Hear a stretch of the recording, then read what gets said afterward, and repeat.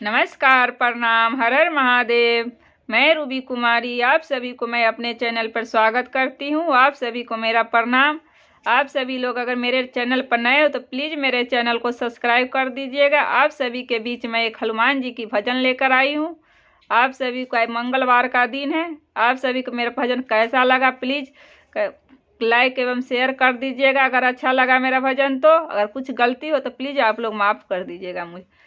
झूमता बे हो बजरंगी माता बालबा नचता बे हो बजरंगी माता बालबा झूमता बे हो बजरंगी माता बालबा नचता बे हो बजरंगी माता बा।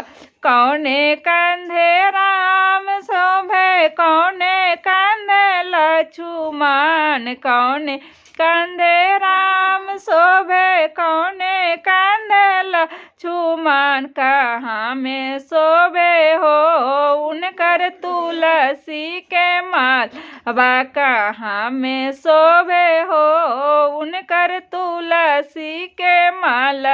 बाएं कंधे राम शोभे दाहिने कंधे लक्ष्मण, बाएं कंधे राम शोभे दाएं कंधे लक्ष्मण। गलों में शोभे हो उनका तुलसी के माला, गलों में शोभे हो उनका तुलसी के माला। झूमता बे हो बजरंगी माता बालबा नचता बे हो बजरंगी माता बालबा झूमता बे हो बजरंगी माता बालबा नचता बे हो बजरंगी माता।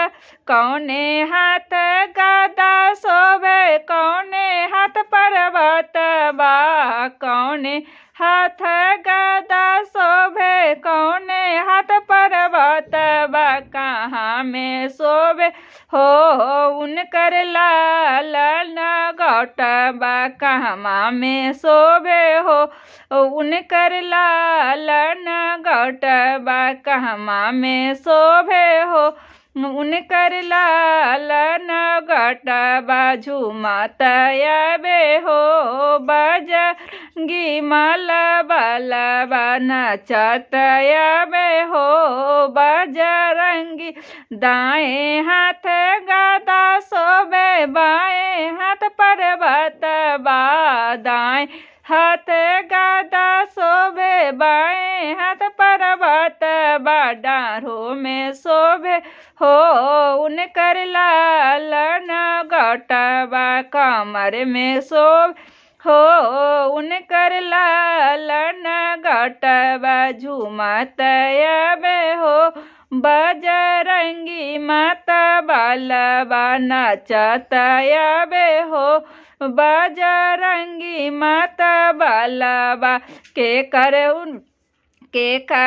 के बेटा हुए के कर से बकबा, के कर के बेटा हुए के कर से बकबा। के कर हुए हो दोनों आँखी के पुत्र, के कर हुए हो दोनों आँखी के पुतरिया। झूमता बे हो बजरंगी माता बालबा नचता बे हो बजरंगी माता बा।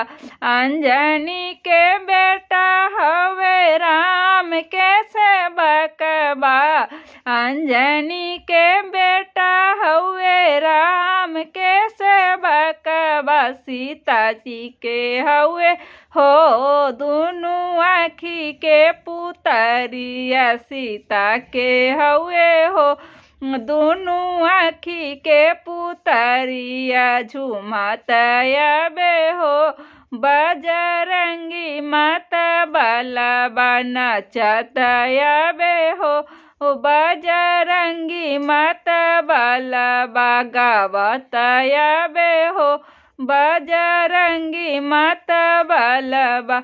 आप सभी को मेरा हनुमान जी का भजन कैसा लगा प्लीज़ कमेंट बॉक्स में बताइएगा, और पसंद आए प्लीज़ मेरे गाना को, इस भजन को लाइक एवं शेयर कर दीजिएगा। आप सभी को जय श्री राम, जय हनुमान।